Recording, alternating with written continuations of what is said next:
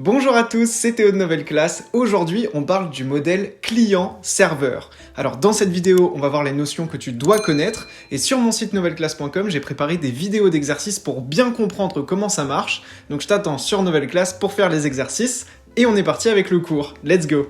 Comme tu l'as compris grâce à mes vidéos précédentes sur YouTube et sur nouvelleclasse.com, il existe un dialogue entre le client, qui est ton navigateur, et le serveur qui contient les fichiers des sites web.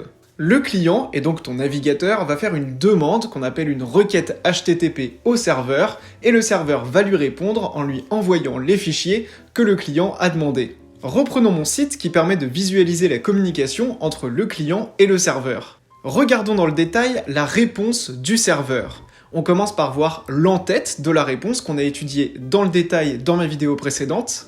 Et juste en dessous, on voit la ressource que fournit le serveur au navigateur. Ici, on voit que c'est du code HTML. Et effectivement, c'est ce que mon navigateur avait demandé.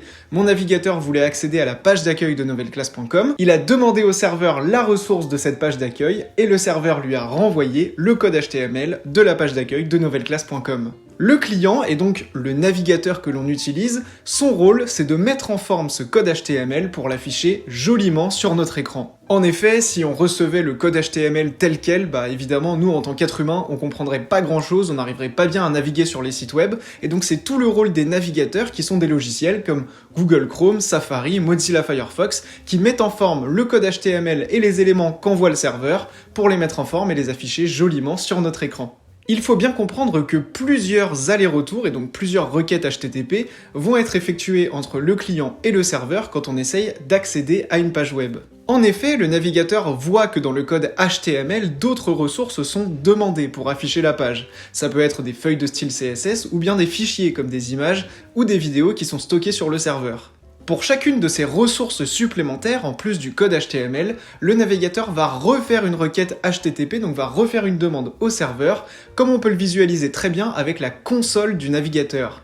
Par exemple, sur Google Chrome, si je clique sur F12, cela m'affiche la console de mon navigateur, et en allant dans Network, je vois toutes les requêtes HTTP qui sont effectuées par mon navigateur pour afficher toutes les ressources de ma page web.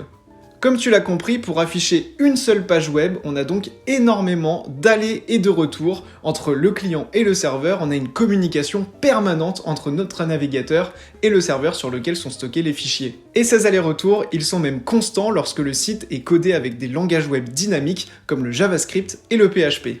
Voilà, j'espère que tu as bien compris le modèle client-serveur et sur nouvelleclasse.com, on fait plein d'exercices sur ces notions.